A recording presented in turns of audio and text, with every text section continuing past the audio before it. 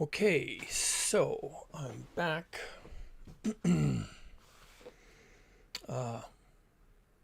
Welcome to the channel. Welcome back if you're returning.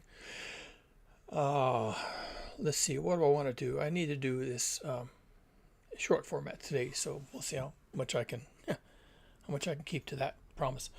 My last video a couple days ago, I used this software where I can do some picture-in-picture, and it worked pretty well for me last time, and so we'll see if it works a little better this time. There was some buffering of the video. The audio was good, and the video was adequate. You know, you're not really watching a movie here. You're just listening to me for the most part, so I don't feel too bad. But anyway, we'll see if it does any better than it did last time. I think internet bandwidth has something to do with it, and we're getting a new internet provider, and I think it doesn't even matter what the bandwidth is. If they're just a better provider, then hopefully this kind of thing works out a little better. Anyway, enough channel business. The last video I did, what was it called? The End of the World as We Know It is not the end of the world. Probably not the best title, because it certainly is the end of the human world. I don't think I did a very good job of making that distinction. I did say that we don't really have to worry about the rock, the world, the planet. But there's a lot of bad things that can happen to the biosphere, right? The living portion of the planet. And I just want to make that very clear. We could easily lose the oceans, for example, as both a food source and for really any possible use, if we're not extremely careful with how we proceed. People say things like, well, 10 degrees C above a pre-industrial baseline doesn't sound like much. The seasons vary that much in many places. So, but the problem would be that you would basically not have seasons that we would consider. You would have summer all the time, and it would be a hot summer half the time. I like uninhabitable hot. And then when it's not uninhabitable hot, when it's just really hot, it's summer hot or better. So you're literally playing with fire when you just discount what the leading science seems to suggest we're heading into. So I did my video. Let me switch back to the chart that I had last time. Everything looks good. It's the same chart. I don't really need to discuss it much. The blue bar is the human population of the Earth, but it's also a stand-in for other populations of other things. African wildlife, fish stocks, so on. Some things will collapse. Everything will collapse at a different rate as things get hotter. But human civilization will collapse at a rate looking similar to this, because remember, the premise of this is that humanity collectively has taken on, at some point, could be next year, could be the next decade, a 20-year project to get us completely off of fossil fuels. So that's what this chart represents. On the bottom axis, you'll see it number 1 through 20. That's 1 year at a time. And you can see in the table at the left that the population of the Earth, which is currently a little over 8,000 million, which is 8 billion, goes through a series of changes. And so coming back to this, I have broken this 20-year project of getting us off of fossil fuels into 4 phases. It's a little bit like the Kubler-Ross 5 steps, 5 stages of death, where you go through denial, and you go through bargaining, and finally you have acceptance. So there's 4 phases here, and even when I was talking about this, I was noticing there's going to be 4 distinct phases. I've broken them down into 5-year groups. I think that's somewhat intuitive, but if you look at the chart, as I'm going to discuss, you'll see that actually they kind of make sense.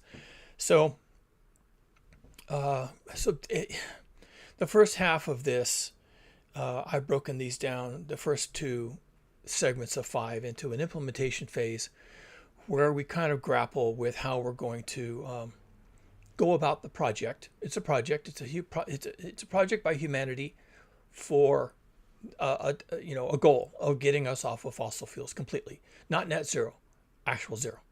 No more extraction. And the first 5 years I have called an implementation phase, meaning it's going to take you 5 years to get everyone on board, even if everyone agrees, which of course seems utterly ludicrous. It's ridiculous that everyone would agree. But let's say that everyone did. It would still take you several years just to implement the strategies, in particular if you're trying to save as much civilization as you can, save as many people as you can, and a bunch of other things. It's going to take you a while to implement your own country, your own region, your own city, your state, your local community, how you're going to start to reduce your consumption of fossil fuels. And my goal was every year would be a 5 million barrel per day reduction in crude oil extraction. Again, I have to say these numbers because these numbers are ridiculous. And unless I repeat them over and over again, people are simply not going to understand what I'm saying. Humans currently extract from the ground something on the order of 100 million barrels a day of crude oil alone. We don't even need to talk about natural gas and coal. Those have their own extraction numbers, and some nations use one or the other more than the rest. But crude oil is the key. Crude oil is the kingpin. Crude oil makes the machines run that pull out the coal, make the pipelines for the natural gas. Crude oil makes the diesel, what the trucks use to deliver the fuels for our automobiles and trucks to their final destination, and so on. So we are heavily reliant on crude oil for what I call modernity, the project of modernity, which has been going on to some degree for certainly 300 years, maybe even going back to the Renaissance, but certainly the last 300 years of industrialization, and really taking off in a big way in the last 70 years or so. So as we ramp down our consumption of fossil fuels, in particular crude oil, which we must do. I say these words, I don't know if they land in anyone's brain, but we must do this. We must do this. We must stop burning fossil fuels. And in this 20-year project, I'm focusing on crude oil. We could have another 20-year project for coal and a different 20-year project for natural gas. But the truth is, if we get ourselves off of crude oil and all of its derivative products, then the consumption of coal and natural gas will probably just evaporate because they follow the development of crude oil resources. They don't lead, they follow. So I'm just looking at crude oil here. And every year we reduce our extraction of, the project is stipulated. This is my project. No one's voted on this. There is no such project. But let's just imagine putting on our imaginary thinking caps. And the stipulation is that the world decides to reduce the 100 million barrels a day. 100 million barrels a day of crude oil extraction every day. 100 million barrels every day. Just try and wrap your head around that. You will utterly fail to do that, but try. We're going to reduce that by 5 million barrels a day, year after year after year. So not every day we're going to reduce it 5 million barrels a day, but in the first year of the project, we will reduce it from 100 million barrels a day to 95 million barrels a day. That's year one. And year two, we will then reduce it further to 85 million barrels per day for a year. And then in the third year, we'll reduce it again to 80. I'm doing it wrong. But anyway, you get the idea, right? So it takes 20 years to do that project. Multiply 5 million barrels by 20 years and you get 100 million barrels a day. So that's eventually in year 20, the amount of extraction of fossil fuel, of coal, or I'm sorry, I'm kind of tired today, of crude oil is 0 million barrels a day of crude oil. And if we're at 0 million barrels a day of crude oil, we're probably at 0 for natural gas and 0 for coal. or approximately so. And so that's why we really only have to focus on the one, because the others will follow in like manner. And I'll explain in a moment why they follow in like manner. But first of all, let's look at this chart. And I've broken down this 20-year project into 5 proposed phases. And some of this is just psychology of change, just how people approach change. I don't know that the UN or wherever actually implements this proposal would have these 4 phases in their mind, but this is probably what would happen just because of how people do things. And the first 5 years, and if you look at the chart, you'll notice that the blue bars, which is population, they don't really change. So the first 5 years of this project, we're reducing, every year we increment downwards our extraction of crude oil. But, communities are resilient, businesses are resilient, the price may go up. People will argue about the price, how this isn't fair. And the first 5 years is all the implementation details. How do we do this fairly? How do we do this equitably? Do some nations get more crude oil resources than others? And does that have to do with who's had it the longest? Who has been the worst at burning crude oil and fossil fuels in general? And they have to, gear down more faster. And other nations maybe get the first 5 years without any requirements. So there's all these implementation details, and the first 5 years I'm designating as the implementation phase. And there won't be any real enormous changes in people's lifestyles. There will be by year 5, because we're taking out 25 million barrels a day less. Then by the year 5, there will be some noticeable reduction in availability of crude oil for the things that crude oil is used to do. And we can pick, for example, the refining of crude oil into fuels that are used for all kinds of transportation. That's just one thing that crude oil is used for. It's also used to as a raw resource to make other things. Our roads are paved with asphalt, which is a derivative of crude oil, and so on. So people will start to notice. They'll start to notice that if they're paying attention, they might notice that the price of a barrel of oil goes up because, of course, as you reduce supply of something, and if the demand is non-resilient, meaning the demand doesn't go down in exact lockstep with the supply. So if the demand is inelastic and the demand stays up here, which you can kind of imagine, people still got to drive and fly and agriculture and pharmaceuticals and the whole thing, right? But the supply is reduced, then the high demand, the remaining high demand will make that resource more expensive. So we can imagine that crude oil, which currently it's knocking about $80 a barrel, it might go up to $120, $140 a barrel by year 5, and tightness in the supply, and you have to buy your contracts well in advance, and businesses can cope. They just have to do more long-term planning. So the first 5 years is, there's problems. Prices of oil products, including fuel, go up, and everything that uses fuels, which is everything, right? Also, those prices also go up, but maybe it's not real noticeable. It's a kind of inflation, but we have inflation all the time anyway. And so it's just an enhancement to inflation and people start to cope.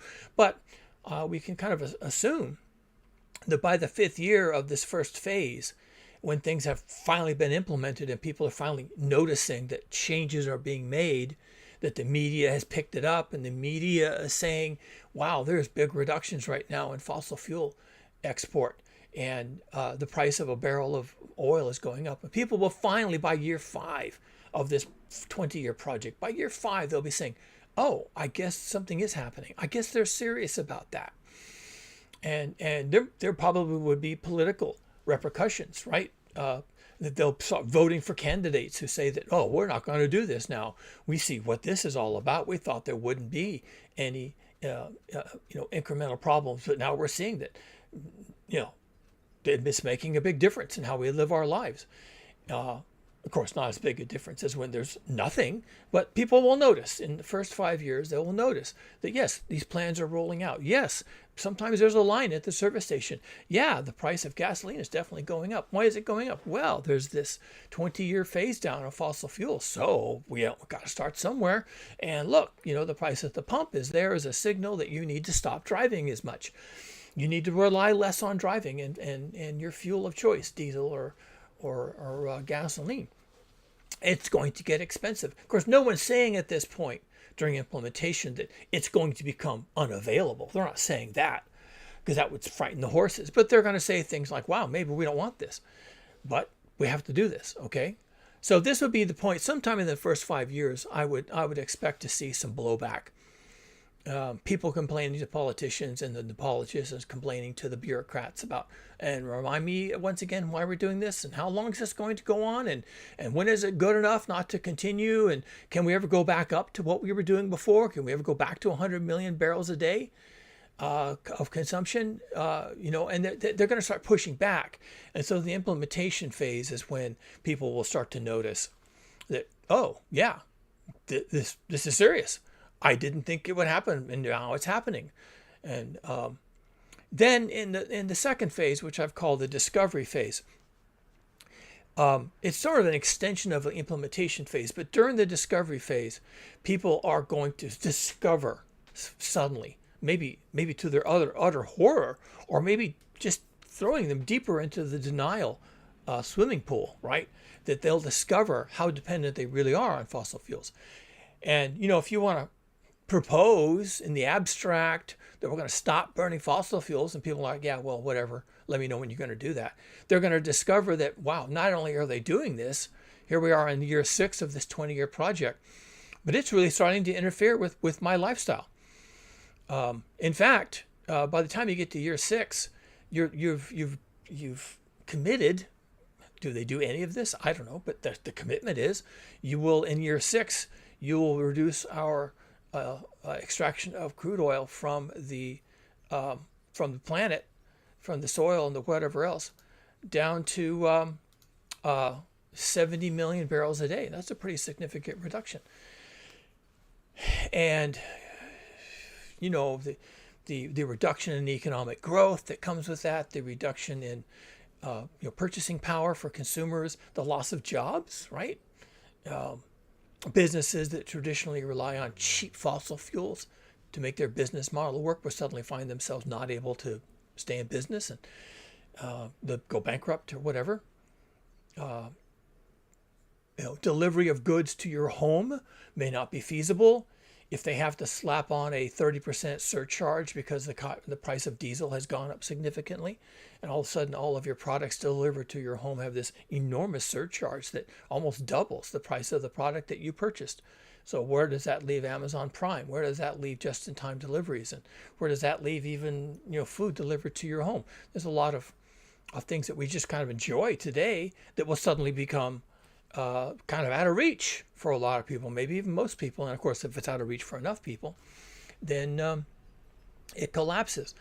During the discovery phase, we'll realize who's been swimming naked, as I like to say. Does the airline industry really have a proposal for how they're going to survive any even modest decrease in fossil fuel consumption and the price of fossil fuels as a result? The airline industry may simply go just BK. They may be done, bankrupt, and just land their planes and hope for better days, right? Except there's not going to be any better days because we're only a quarter through this project, and they'll never fly again. Maybe they could have figured out how to do electric airplanes, at least in for small hops between two cities that are near to each other, and maybe they could have had an industry based on short hop airplanes or helicopters that run on electricity, right? But did they do that? No, of course they didn't do that. Of course not. Why would they do that? So maybe there'll be new providers who pop up who run strictly electric planes and run them strictly over short distances. And maybe that's a valuable enough service that people will pay a lot of money for it. Maybe it used to be that a 100-mile hop on an airplane that used to cost $80 and was a convenience. Now it costs $3,000. But, if you're in business and you got to sign a contract and there's huge money on the line, then you'll be happy to pay $3,000 for a flight to the next town over, or to a port or something to pick up your goods. And, we don't know, but probably the airline industry will disappear sometime during the discovery phase. We're going to discover who is way out in the deep water with regards to fossil fuels. People are going to discover during this the second phase whether they live in a place that is sustainable. When by now, given the cuts in crude oil extraction, by now the price of gasoline has quadrupled, right? 10 times more. So you were paying $4 a gallon, and maybe now you're paying 40. People's lifestyles are based on certain assumptions about their expenses. And, there was a time when gasoline was like $3.90 or $4.50 a gallon in the US, and you could kind of justify that 20-mile commute to work. But now, given it's $40 a gallon, and given that your salary hasn't been going up during the last 5 years, then maybe you can't justify that commute anymore. You can't justify that drive. And so there will be people who discover that their lifestyle choices that made sense at the time, being car dependent, doesn't work. And they may also discover that some of their food providers in their neighborhood, who are always kind of operating on a pretty thin margin, all of a sudden the cost of transportation of food and the delivery of food, and even for food shortages because of changes in agricultural practices, all of a sudden means they're just not profitable anymore. The margins, the profit margins, prepared foods and boxed foods, so the frozen foods, snacks, soda, beer and wine, that stuff has a good shelf life, and they make good money off of that stuff. But the produce, maybe not. Maybe they just stopped carrying produce. They just can't justify it anymore. It's too expensive. And, sure, people are going to say, wow, where's the produce? What am I supposed to do? I can't eat granola bars the rest of my life. I want to cook some meals. I need lettuce for my salads, and carrots and potatoes and beets and whatever else, and celery, and what about the bread? The bread aisle is always empty. There's almost nothing here. And as soon as something shows up, people buy it off the shelves, and I don't understand what's going on, and people will start to complain. And what they're discovering is that their food supply was just completely dependent on fossil fuels, and fossil fuels are being cut down, and fossil fuels are being rationed at this point, probably, so that everybody has a little bit. So it's hard to say what's going to happen during the discovery phase. People are going to realize that that they've got a problem, and this will be also the time when the riots start. When a grocery outlet no longer provides food for people, then they're going to riot. They're going to be angry, and of course, a lot of the anger is actually just a reaction to fear. And there'll be a lot more questioning of what's happening. Why are we doing this? And the politicians won't have an answer to that. They're not going to say, "Well, we have to do this." They're not going to say that. They're going to turn into populists, and they're going to say, "You're right. We must change this." Well, when it comes right down to it, you got to do it. Global heating is ruinous. Global heating is terrible. If people have adopted lifestyle choices that cannot be supported without fossil fuels, then they have to change their lifestyles. And that's going to be the answer. Politicians won't tell you that. I'm telling you that. You don't have to believe me. You're going to find out. So the discovery phase is when basically the chickens come home to roost. Something that people never thought would be a big deal, or that just believed the rhetoric that, oh, we'll just adapt, we'll just mitigate, we'll just innovate, we'll do electric this and electric that. And, they just said, okay, fine, you're going to fix it, and I won't have to live on fossil fuels. Great. You fix it, and you let me know how that works out. And maybe that happens, and maybe that happens only for certain people, like the elites, the billionaires, and the millionaires. Maybe they get alternatives, and maybe the rest of us don't. And maybe there's not enough materials in manufacturing to get everybody an alternative. And if there isn't, then that drives up the price. And all of a sudden the alternatives, which are theoretically possible, become out of reach. Sure, you could have an electric car. Did you buy your electric car before this project started? Did you buy your electric car when it kind of didn't even make sense to buy an electric car, but you just wanted one? Well, now your electric car is worth $1 million. You could even sell it for $1 million and sell it to somebody who really needs a car, because everyone else is paying $40, $45, $50 a gallon for gasoline. An electric car looks damned attractive. Maybe 6 years, 8 years ago it didn't, but now it does. So the third phase I call the collapse phase, and if you look on the chart between 11 and 15 years, you'll see that these are when the bars start to go down really hard. And this is the collapse of industrialized civilization. It is attended by a population collapse of people, because most people are kept alive by industrialization. They eat industrialized food, they drive industrialized infrastructure, roads and cars. They use industrialized medicine. They go to industrialized schools, and their home, their business, their mall, everything is reliant on industrialization. Just-in-time deliveries, internet, constantly on internet, constant electricity, air conditioning, the whole thing. And remember, at the same time that we're going through this 20-year project, the Earth is heating up. So at the very point where we're about to exit the discovery phase, one of the things you're discovering is that global heating is a thing. We're 10 years into it now. And we're exiting the discovery phase where everyone has suddenly realized at some point, every single person realizes, oh yeah, I see now. I understand why we're doing this project. I don't approve. But yeah, global heating is a thing. We're 10 years into it. And, all the bad things are happening. All the bad things have come. Because, 10 years from now, things are going to be really fucked. So we're going to enter the collapse phase with a fairly significant degree of global heating. And that's going to interfere with food production, for example, just to pick one. At the same time that our reduction in fossil fuel consumption, which we must do, is also going to interfere with food production and food processing and food transportation and food availability in your local market.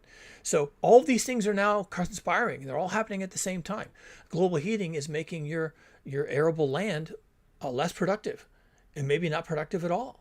At the same time that the reduction in fossil fuels, which we must do, means that whatever little bit of food is still being created, maybe 50% at this point, it's hard to transport it. And sometime during the discovery phase, people are going to realize, they're going to discover, using the right terminology here, they're going to discover that they need to start growing their food locally. And during the discovery phase, they're going to realize that they don't know how to do that. And they don't have the resources to do that. If you're living in an apartment on the 3rd floor and all you've got is a balcony and you've got 4 potted plants on it and they don't even get any sun, then you realize you're kind of fucked. You have no story about your food supply. None. Zero. And you're going to discover, I've been talking with people, lots of other people are in the same boat. And at that point, your instincts, sometime during the discovery phase, you're going to realize you're going to starve to death because of your situation. And there was nothing about your situation that spoke to you starving to death or burning up in some heat wave that comes along suddenly and cooks everybody, and the power fails and you don't have air conditioning and you can't get the air conditioning fixed if it broke and you can't bring the power back and you have no story. You just have no narrative about how you're going to survive, and you die.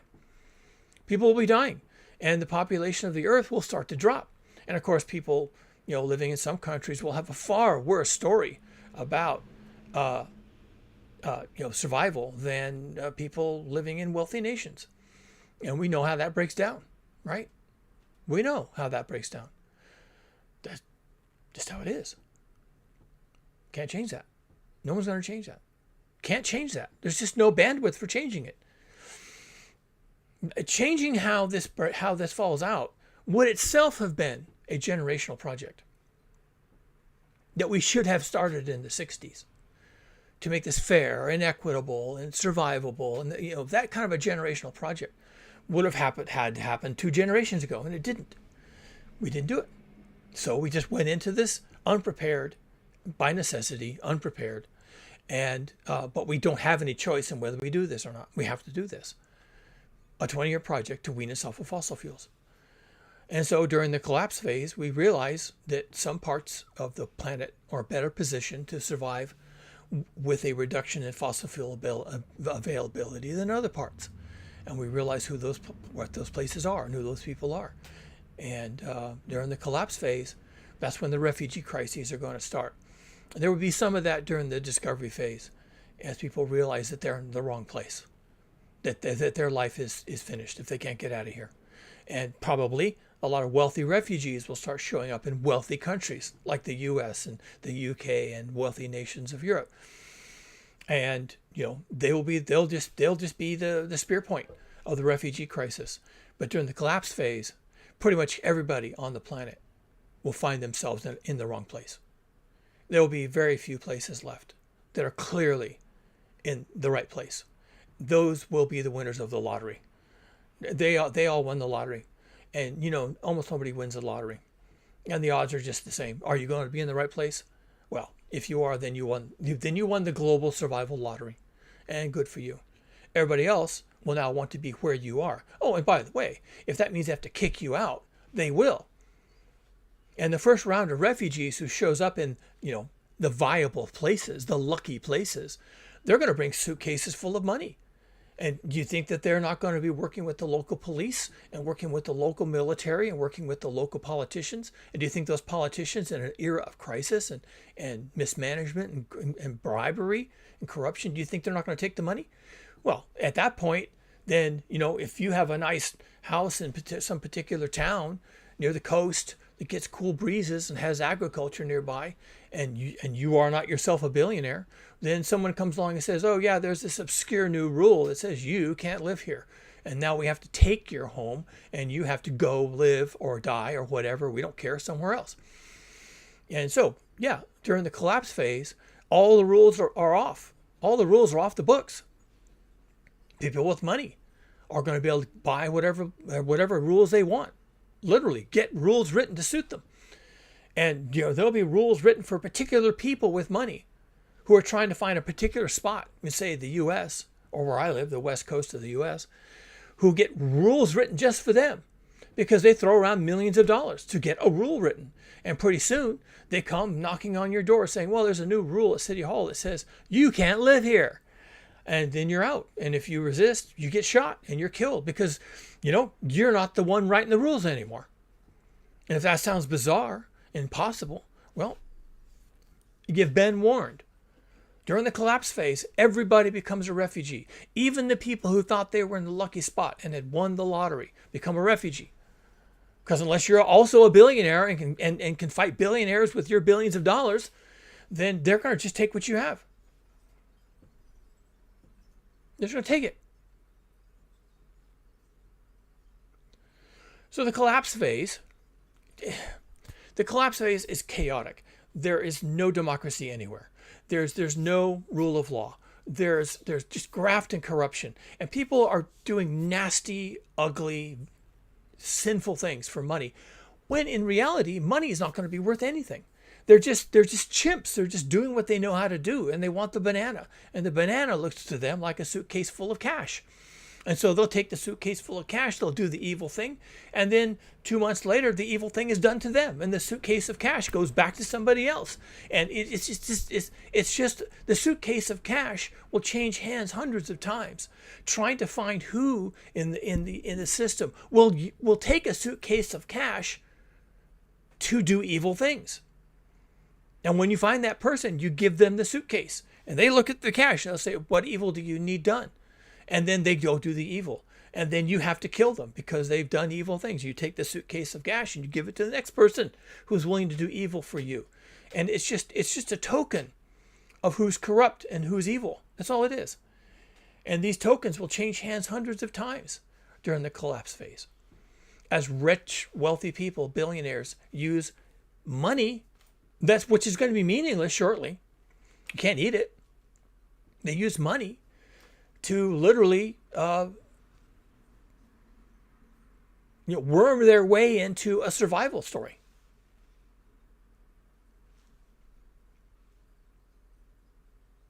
During the collapse phase, the population of the earth plummets catastrophically. People can't get food because of collapse of infrastructure. And it's collapse of, like I said, of law, collapse of governance, collapse of morality, but it's also collapse of the food chain, collapse of the power infrastructure, collapse of fuel deliveries, collapse of all forms of infrastructure. There won't be anybody to fix the potholes in the streets. And if the lights go out at the intersection, so there's no traffic signaling, no one's going to fix that either, because everyone's running around trying to find some place to survive. And pretty soon there's no electricity delivery unless you have your own electricity, solar panels and batteries and all that hoo-ha. Nobody does. Then you have no narrative about your electricity, and now you have no air conditioning, you have no refrigeration for whatever food you do have. And during the collapse phase, everything is collapsing, and it drags the population of the earth down with it, because we are so dependent on modernity to survive. And right now you can get a scratch and you can get an injury, and if you get an infection, you go to the doctor and he gives you a little bottle of pills, antibiotics, and pretty soon the cut goes away, or the abscess in your tooth goes away, or whatever. The sinus infection goes away. But in the future, during the collapse phase, there won't be an apothecary or a chemist or a drugstore or anything else. There won't even be doctors unless you're really wealthy and you got a suitcase of cash to give to a doctor. There won't be anything, and you'll get a minor infection, a scratch, a cut, broken bone, whatever, and you'll just die from it.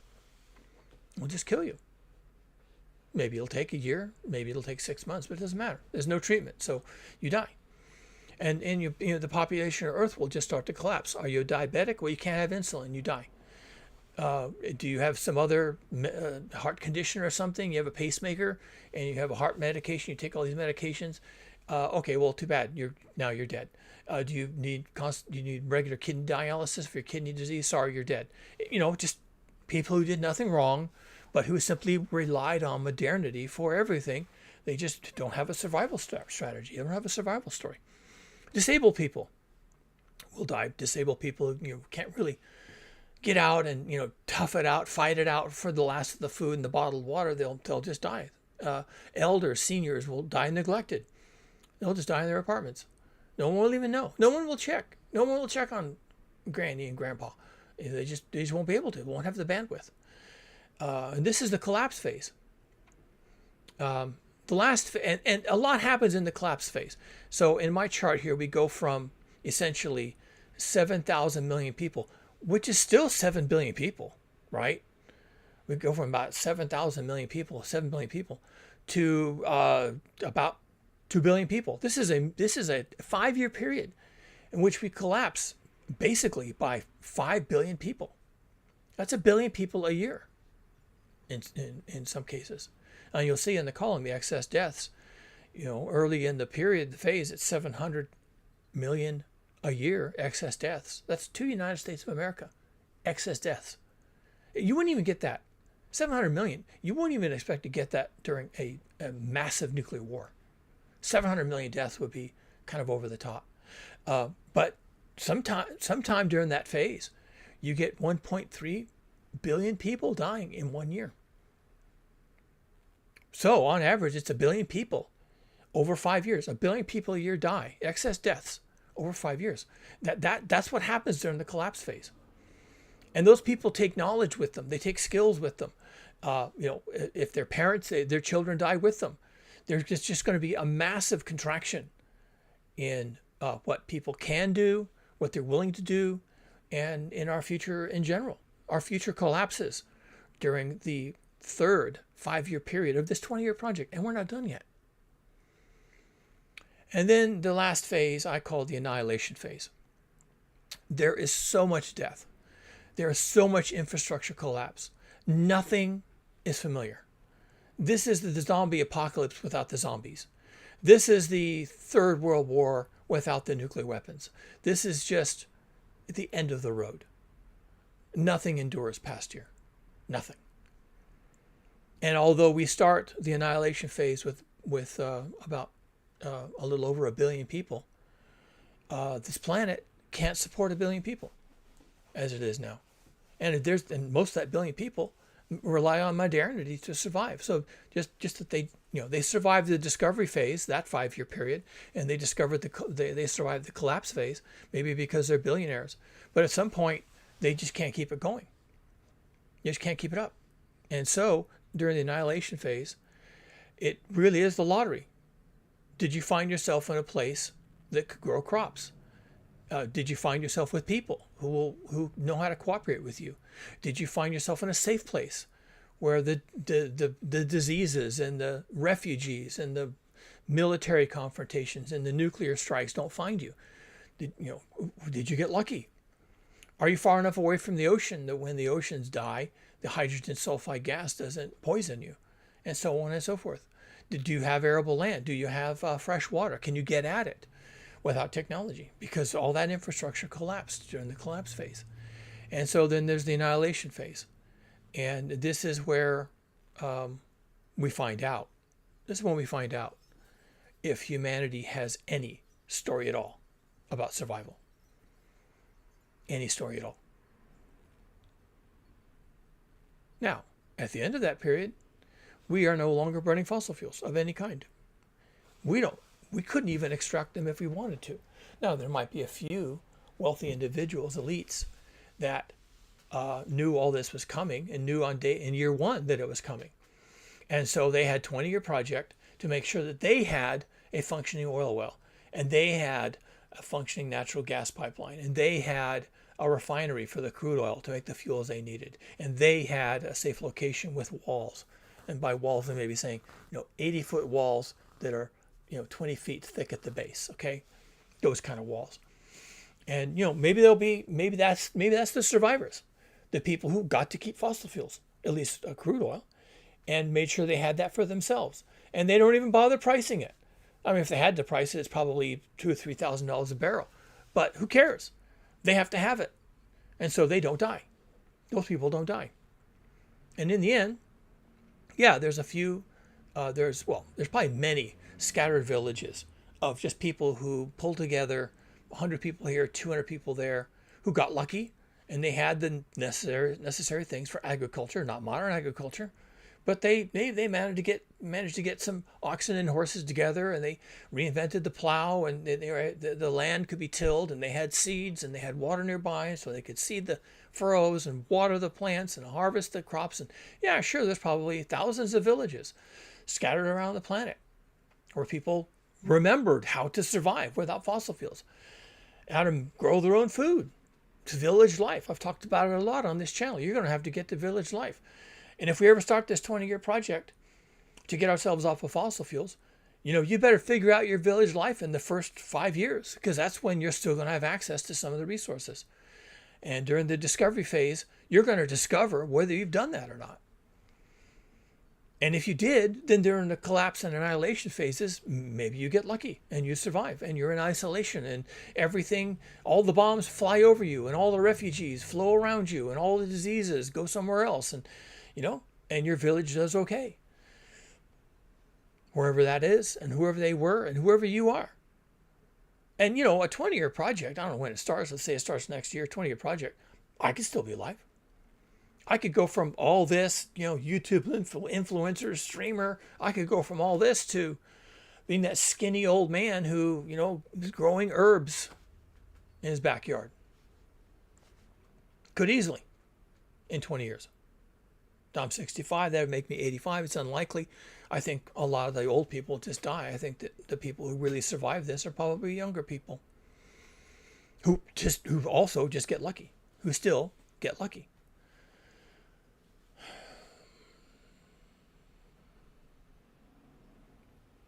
So at the end of this, and really at the beginning of this project, this 20-year project to get ourselves off fossil fuels, in year one or maybe up to year 3 or 4, you have to be where you need to be, with whom you need to be with.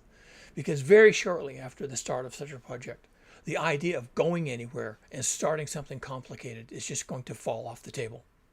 It's just not going to be on the table for you or really anybody else at that point who hasn't gotten it figured out. There will be some elites, some wealthy people who still have a little more time because, money can buy you time. Money can buffer you against, what's coming. which is collapse and annihilation. Money can buy you a little bit of time. But in the end, even money has no meaning. Really, seriously, who are you giving money to?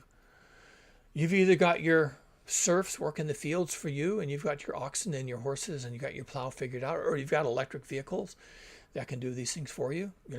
Tesla, get on it, right? You've got the technology, start building electric tractors. Because, as soon as we start this project, there's going to be a lot of people saying, okay, wow, I'm going to have to make my own food. Well, I don't want to be out there with a horse and a plow. So what I need is an electric tractor and a bunch of solar panels and a whole bank of a battery array and all this kind of stuff. And so they'll start doing that. It costs money, and requires some innovation. Will it be done? I don't know. But if you're in the right place with the right people and you've got money, well, then I guess you can be at the bottom of this chart. Year 20, 9 million people, not 8,000 million, 9 million. And I kind of chose that number deliberately.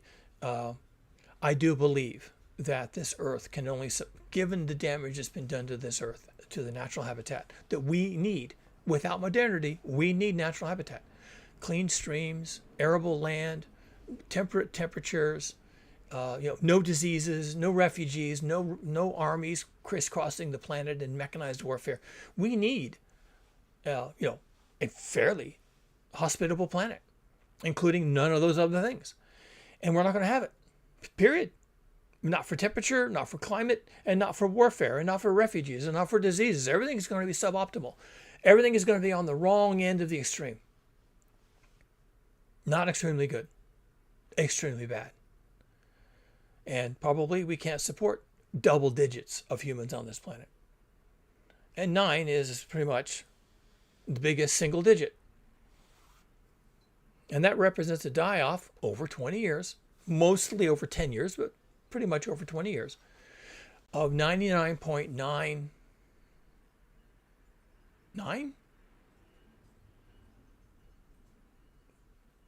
about that. 99.9% of the human population. Not an extinction event. Not extinction at all. There will certainly be places on the planet that used to have humans that won't have humans anymore because they all died. It just got too hot, probably. Or maybe there was a huge war, or maybe there was a gigantic pandemic. Who knows? But there will be places on this planet that currently have people that won't have people anymore, and might not have any living things, more complicated than a scorpion, or a lizard, or a snake, right? Don't know.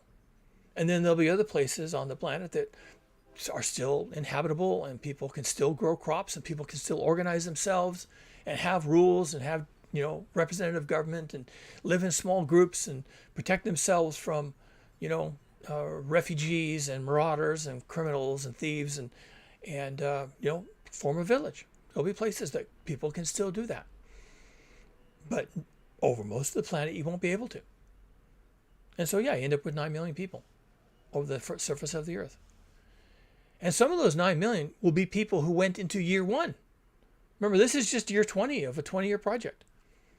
There will be people who enter this process funnel in year 1 thinking this is going to be fine, who find themselves living in the lucky 9 million, if you want to call them lucky, 20 years later. A 20-something in year 1 will be 40 years old. Oh, and by the way, that could be old. By the time we get to this, and modernity is crushed, and there's no fossil fuels, and there's barely any way to grow crops, by the time we get to year 20, a 40-year-old may be an old person.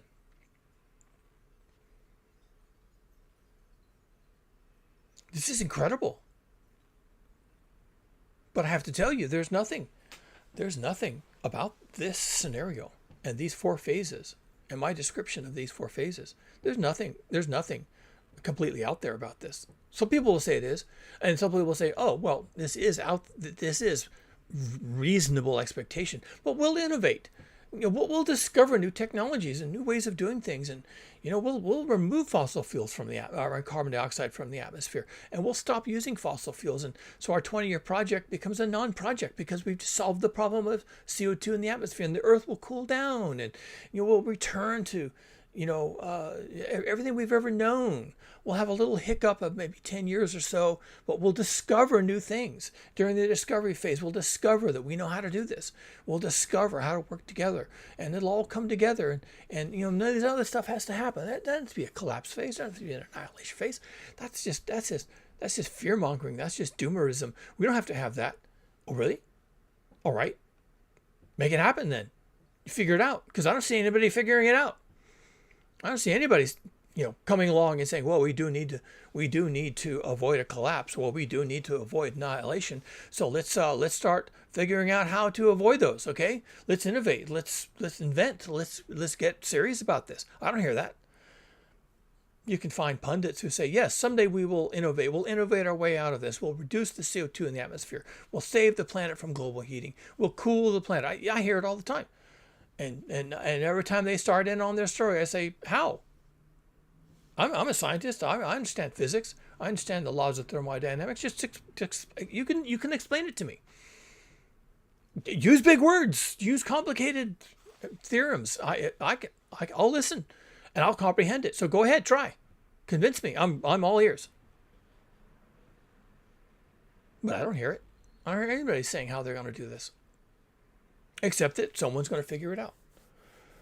Now, I don't know when we start this 20-year project, and I don't know if there's going to be 4 phases to it, and I don't know that the curve for the blue line is going to look like that, or that the curve for the red line, excess deaths, is going to look like that. This is all something of a, what do you want to call it? It's not really a prediction, right? It's a scenario. I'm just scenario modeling right here. And it's based upon my understanding of population dynamics and also our dependency on fossil fuels, and some understanding of how many people this planet can really support without modernity. How vulnerable we are, really, to a massive die-off. We are very vulnerable. We are on the Titanic with no lifeboats. We have no lifeboats at this point. And, we could create lifeboats. I call that village life, and villages are going to be about all that make it. People working together, forming a protective perimeter, pooling their knowledge, pooling their labor, and not letting anything get in the way of their cooperation. It sounds all hippy dippy, but sorry, that's just how people have always survived in the past. We become fragmented and atomized, and no one relies on anybody else for anything, except you're relying on fossil fuels. Fossil fuels have really, frankly, replaced our reliance on each other. And when you lose your fossil fuels and you can't just jump in your car with its, 12 gallons of gasoline in the tank and drive down to the big box shop to buy all the things you need and drive back and put them in your refrigerator, right? Running on electricity. When you can't do that anymore, what are you going to do? You aren't going to do anything. And if you can't figure out how to work with people to do things collectively, not you, not me, us, until you figure that out and sort of reinvent village life for a modern era going forward, in a hostile planet, becoming more hostile with each passing year, until you do that, you're not going to make it. You're not going to make it. This is what happens. It's just population dynamics. It's like pulling away the food supply. It's like pulling away the water supply. Pulling away the fossil fuels is essentially you don't eat and you don't drink. And what are your prospects then? Poor. Your prospects are poor. You have to find water. You have to find food. And if you can't find food, you have to make food, invent food. My goodness, who knows how to do food anymore? Do you know how to harvest? Do you know how to grind wheat? Do you have equipment to grind wheat and make flour? Do you have yeast? Do you have water? Do you have anything you can make bread with? Anything at all. What have you got? Nothing? You got nothing. And so a lot of people who find themselves going into the discovery phase with nothing are going to discover that they're dead. That's what will happen. And if you exit the discovery phase without having figured out how to die in that 5 years, then during the collapse phase, you will be eaten alive. Pretty much. So I just wanted to say all those things. I probably should have included this in the first video, but I'm still working on these thoughts in my own head. I'm kind of in the discovery phase already, trying to figure out where we're at, what our vulnerabilities are, how we might navigate through this. I don't know that the situation is all that great, to be honest. And we are reliant on politicians and other thought leaders to tell us how bad it is and help us to get through this, because we really can't do it ourselves. But during the collapse phase, when there is no more politicians and there's no governments and there's no rule of law or nothing, then yeah, you're going to have to figure it out individually and probably in small groups. So yeah, you got 10 years. I don't know when they're going to start this project. They may have already started it and they're just not telling us. I doubt it. Because you really wouldn't know at first. The implementation phase would be sort of a murky gray area. Are they doing something? Are they not doing something? They said they would. Are they now? Or are they not? You wouldn't really know if they didn't want you to know. And but at some point you discover, yeah, oh wow, this is coming unwound, isn't it? This is coming undone. Okay, well, good to know. Got our work cut out for us. Anyway, so I got other things to do, and if I have any more thoughts on this, I might come out and develop this a little more. I like this approach, a 20-year project to get us off of fossil fuels and how that actually breaks out, and so I may revisit this again. If you want more of this kind of thing and you want more concrete planning, concrete advice, concrete thought processes, because that's what this is, then you should subscribe. And if you want this sort of content to float up in the YouTube algorithm, of course, give us a like. And I'll be back somewhere in here. I see a couple of mockumentaries, right? Like, it's year 5 of implementation phase, and someone looks back and says, yeah, here's what me and my family went through. And then year 10 of the discovery phase, at the end of the discovery phase, someone looks back and says, yeah, this is what we learned about people and politics and demagogues and warfare and refugees and how people can pull together, and just keep kind of doing that, right? So there's like 4 mockumentaries here. I don't know that I want to do that. It's a lot of work, but you can kind of see how that would work out. So if you'd like me to do some dramatizations of these, maybe these 4 groups of events or these concepts, then let me know. Also, if you think there's anything particularly jumps out at you, like what would the collapse phase be like, or what would the implementation phase look like, I think there's a lot of work we could do here in terms of imagineering. And leave your thoughts down in the comments, and maybe we can kind of work this together. I think it's good to have clarity. I think that one of the things I do here on this channel is really promote people to think. I really want you to be worried. I really want you to start thinking about this may not work out for you. You need to have that thought. It doesn't mean that you're going to jump off a bridge or something. Although I promise you, a lot of people will do exactly that. Is that a good idea? Is that a bad thing? I don't know. But what I'm wanting you to do is that your Titanic has hit the iceberg. And what I want you to do is recognize that you need to get on this thing called a lifeboat and start looking for a lifeboat. And if you can't find a lifeboat, make a lifeboat. On the actual Titanic, that might be hard to do. Although people roped together tables and chairs and made floating things, and they got on them. So yeah, you can make a lifeboat even on the Titanic from tables and chairs. So what's the equivalent in our modern lives? I think it's called village life. And, start basically edging towards the exit, right? You smell fire, you smell smoke, you're shouting, so you start edging for the exit. You're not sure you're really going to exit. You don't know really what's going on, but you're going to be close to the exit in case you got to exit, right? And it's situational awareness. I'm trying to describe your situation.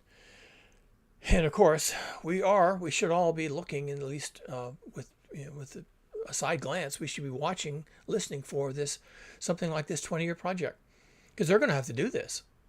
They're just going to have to do this. And if they don't choose to do this, this will be done to us by nature itself. And it, it might not even be 20 years at that point. It might be 10 when we go through all the same 4 phases in just a dozen years. If we chose to do this, we could give ourselves 20 years. But if nature does this to us, then we get whatever we get, right? So I think it's good to be aware. It's good to have these sorts of notions in the back of your mind that, yeah, this is where we're headed. So we'll see if I can make anything else out of this. Otherwise, I guess I may end up doing other things. Again, thanks for watching. Like,